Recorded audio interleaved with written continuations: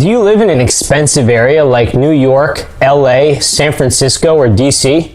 Do you want to invest in real estate but homes are just way too expensive where you're at? That's exactly how I felt, and I started investing while living in New York City. I had no clue where to start. Everything around me was just way too pricey. I wanted to invest out of state, somewhere in the middle of the country, but I was too scared to invest in a place that I'd never been and knew nothing about. So I decided to analyze 30 of the best and most affordable rental markets around the US, and I think you'll really like what I found. I'm gonna break them down and I'm gonna tell you something really cool that I did at the end. There's over 19,000 cities in the US, so that was overwhelming. Where the heck do I start? I needed to come up with an actual list of cities. I started first by doing some research on some articles I found online. Then I watched a few people on TikTok that also talked about rental markets, and I added a few places where I knew other investors were investing.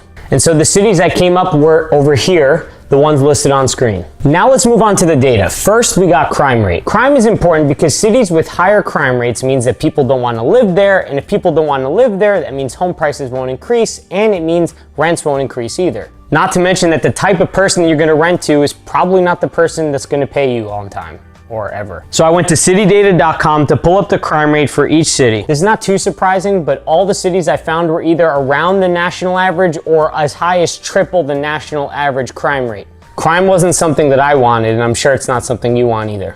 The next thing I found were unemployment rates for each city. This is just the amount of people that don't have jobs.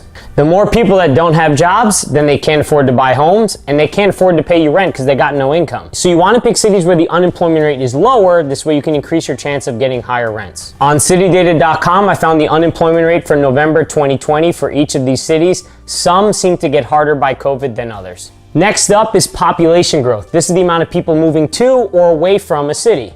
This is important because the more people that move to an area, the higher the demand for housing. Higher demand for housing means higher home prices and higher rents. You can get this by going to usa.com/rank, searching your city, and pulling the population growth over the last 20 years. This was interesting because some of these markets had tons of people leaving and others had lots of people coming in. The next factor was the median home price. We were looking for lower median home prices. This way we could actually afford to invest in these investment properties somewhere around the nation. The cheaper the home, the lower your mortgage, and the lower your monthly expenses.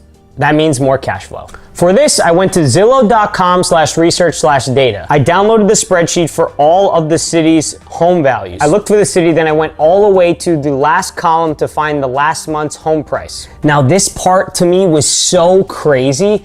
You could find houses for less than $100,000, or even better yet, almost all of the ones on the list were less than $200,000. This really showed me it was possible. Then I looked up the average rents. The higher the rents in the city, the higher chances of cash flow. I used Rentometer because I paid for it, but for you can use zumper.com/rent-research/the town name-state abbreviation. So for Houston, it would be Houston-TX. Now this step was a little tricky. You add up all the median rental amounts for each bedroom type, from studio all the way to 4 or 5 bed if they have it. Then you divide that number by the amount of bedroom types there were. So for example, if we had studios all the way up to 4 bed, you add up all 5 of those types and then you divide that by 5.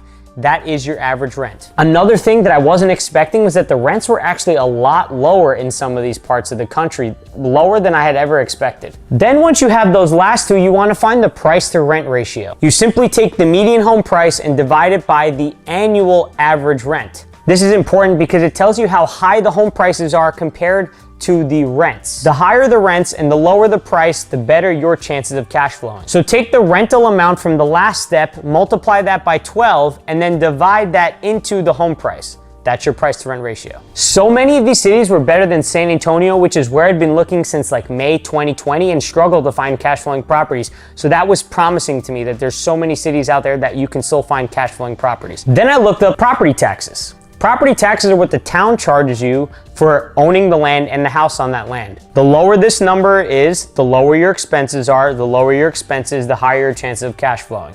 So you go to smartasset.com/taxes/property taxes. You type in the city and then copy that rate. Coming from New York and New Jersey, where most of my life property taxes have been super high, it was refreshing to see property tax rates under 1%. Lastly, I want to invest in a state that is landlord friendly. That means that the laws in the state allow you, the landlord, to kick out a tenant if they're not paying. This has been a huge issue with the moratoriums that happened this past year. So I use this map to give me a quick idea of whether or not a state is more landlord friendly or tenant friendly. In New Jersey, I can't even evict a tenant if they don't pay rent because of the moratorium. This hurts me because I still have to pay my mortgage. Now, what you need to do is compare all of the cities. So what I do is I sort them by a factor like crime rate or unemployment rate, and then I give them a score, 1 being the best and 29 being the worst. This way, the ones with the lowest scores were the best cities. And as I did this, I said to myself, what if I decided to go visit all these cities and show you guys what it was like to be on the ground. I could record and show you guys what it's actually like on the ground there to show, does the data match up with what I found? So I actually took my Tesla from New Jersey and drove it down to Texas. In over 9 days, I visited 8